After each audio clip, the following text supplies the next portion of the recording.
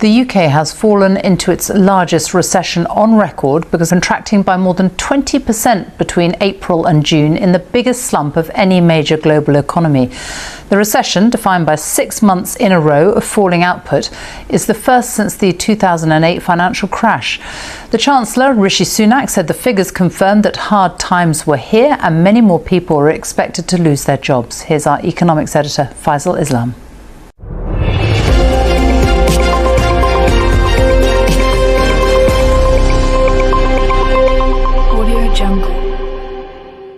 Africa is moving. Not quietly, not slowly, and certainly not in a way the United Kingdom ever expected. A historic $140 billion economic curve has ignited across the continent, reshaping alliances, flipping global influence upside down, and forcing the UK to face an uncomfortable reality. The old world order is dissolving, and a new Africa is rising, faster, stronger, and far more united than anyone predicted. For decades, Africa's growth was measured through narratives written by outsiders, Western analysts, European institutions, and global agencies who underestimated the continent's capacity to change its destiny. But today, Africa is writing its own narrative, powered by strategic trade alliances, unprecedented infrastructure expansion, a booming youth-driven markets, energy transitions, digital revolutions, rising agricultural dominance, and a new era of political assertiveness. This $140 billion surge isn't a miracle.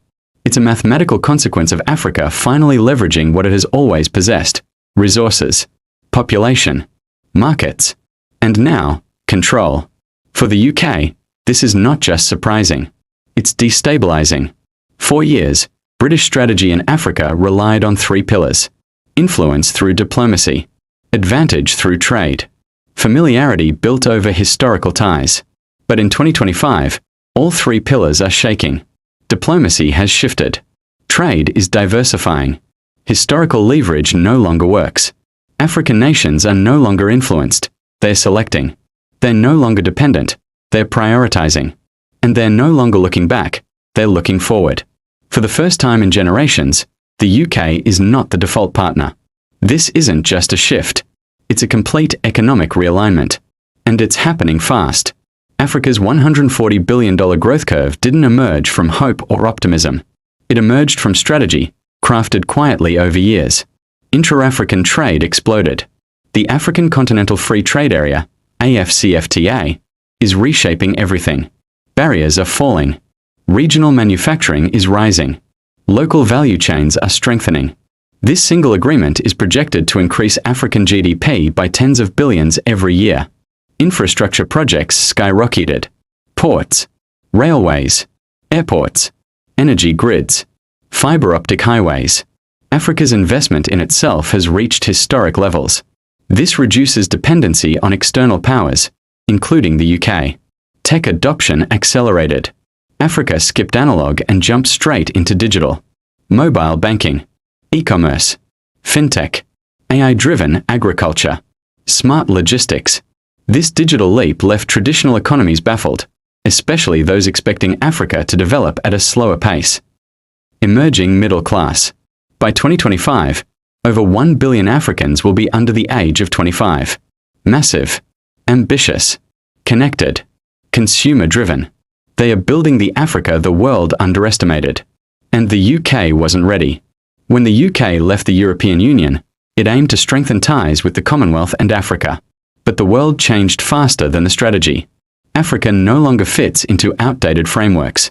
It is not waiting for aid, loans, or traditional partnerships.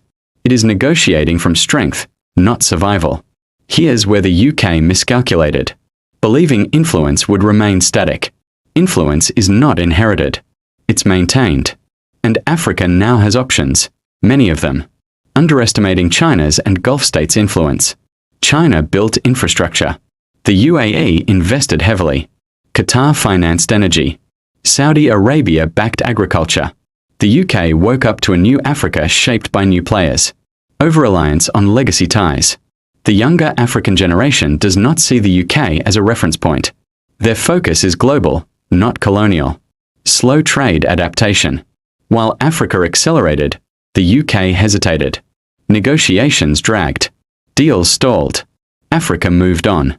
And now, London is facing the consequences. Well, the Chancellor said that the UK is grappling with something unprecedented and warned there would be more job losses to come.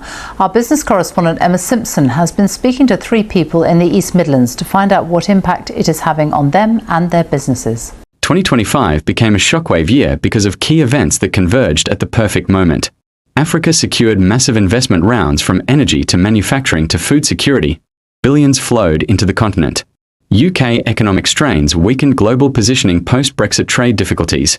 Inflation and economic uncertainty limited UK leverage. Africa redirected strategic resources, critical minerals, energy exports, tech collaborations. All began moving toward Asia and the Middle East. Africa strengthened regional blocs ECOWAS, EAC, SADC, IGAD. These regional blocs consolidated unprecedented power. The UK found itself outside the conversation. In London, ministries began raising red flags. Economic advisers warned, Africa is no longer optional. Diplomatic analysts reported, the UK is losing ground fast. Trade departments concluded, if change doesn't happen now, it will be irreversible. But Africa wasn't waiting. By the time the UK reacted, the curve had already shifted. $140 billion strong. Undeniable. Non-negotiable. Africa had entered a new era. The UK was now adjusting to Africa's speed, not the other way around. When a continent of 1.4 billion people moves, the world feels it. The US concerned. Reevaluating strategies. Trying to strengthen ties. China pleased. Prepared. Ahead of the curve. Europe divided. Surprised. Searching for position. Middle East monarchies investing aggressively. Seeing opportunities the West missed. Global markets acknowledging what experts ignored for decades. Africa is the world's next major growth engine.